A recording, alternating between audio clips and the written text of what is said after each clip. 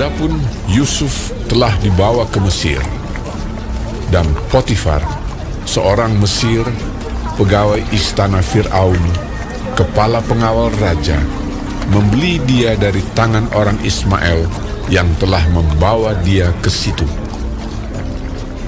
Tetapi Tuhan menyertai Yusuf, sehingga ia menjadi seorang yang selalu berhasil dalam pekerjaannya. Maka tinggallah ia di rumah tuannya, orang Mesir itu. Setelah dilihat oleh tuannya bahwa Yusuf disertai Tuhan dan bahwa Tuhan membuat berhasil segala sesuatu yang dikerjakannya, maka Yusuf mendapat kasih tuannya dan ia boleh melayani dia. Kepada Yusuf diberikannya kuasa atas rumahnya, dan segala miliknya diserahkannya pada kekuasaan Yusuf. Sejak ia memberikan kuasa dalam rumahnya dan atas segala miliknya kepada Yusuf, Tuhan memberkati rumah orang Mesir itu karena Yusuf, sehingga berkat Tuhan ada atas segala miliknya, baik yang di rumah maupun yang di ladang.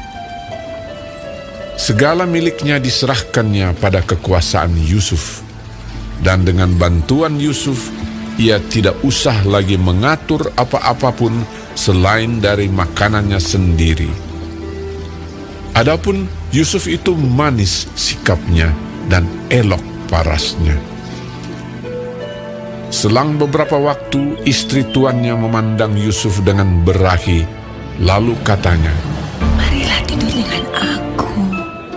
Tetapi Yusuf menolak dan berkata kepada istri tuannya itu, "Dengan bantuanku, tuanku itu tidak lagi mengatur apa yang ada di rumah ini. Dan ia telah menyerahkan segala miliknya pada kekuasaanku. Bahkan di rumah ini, ia tidak lebih besar kuasanya daripadaku. Dan tiada yang tidak diserahkannya kepadaku selain daripada engkau, sebab engkau istrinya. Bagaimana mungkin aku melakukan kejahatan yang besar ini dan berbuat dosa terhadap Allah?"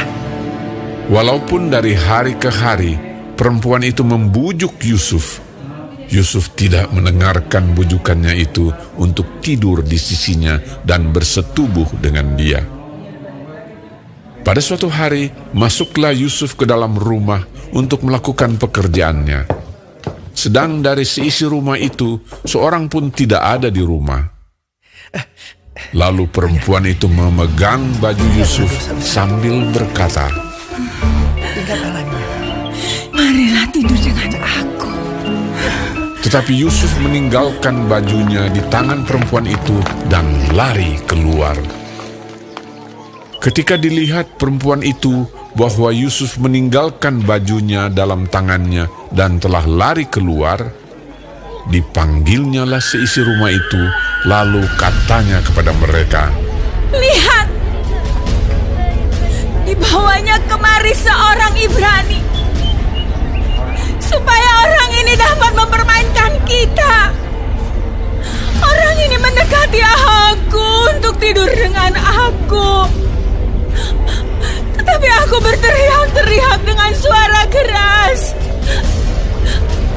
Dan ketika didengarnya bahwa aku berteriak sekeras-kerasnya, ditinggalkannya lah bajunya padaku. Lalu ia lari keluar." Juga ditaruhnya baju Yusuf itu di sisinya sampai tuan rumah pulang. Perkataan itu jugalah yang diceritakan perempuan itu kepada Potifar. Katanya, "Hamba orang Ibrani yang kau bawa kemari itu datang kepadaku untuk mempermainkan aku. Tetapi ketika aku berteriak sekeras-kerasnya, ditinggalkannya bajunya padaku. Lalu ia lari keluar." baru saja didengar oleh tuannya perkataan yang diceritakan istrinya kepadanya. "Begini-begitulah aku diperlakukan oleh hambamu itu." Maka bangkitlah amarahnya. Lalu Yusuf ditangkap oleh tuannya dan dimasukkan ke dalam penjara, tempat tahanan-tahanan raja dikurung. Demikianlah Yusuf dipenjarakan di sana. Tetapi Tuhan menyertai Yusuf dan melimpahkan kasih setianya kepadanya, dan membuat Yusuf kesayangan bagi kepala penjara itu. Sebab itu kepala penjara mempercayakan semua tahanan dalam penjara itu kepada Yusuf, dan segala pekerjaan yang harus dilakukan di situ dialah yang mengurusnya.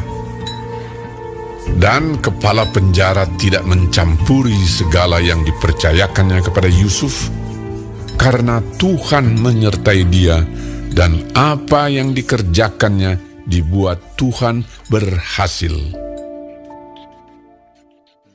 Shalom semua jemaat Tuhan, kembali kita di dalam pendalaman Alkitab Clearside.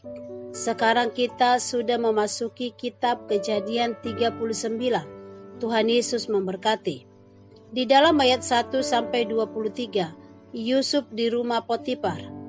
Yusuf dibawa ke Mesir sekitar 200 tahun setelah panggilan Abraham. Yusuf menghadapi 3 ujian besar di Mesir, yaitu ujian kemurnian pribadi, ujian yang sering dialami oleh anak muda yang jauh dari rumah, dan ujian menghadapi kematian. Yusuf dijual ke rumah Potifar sebagai budak.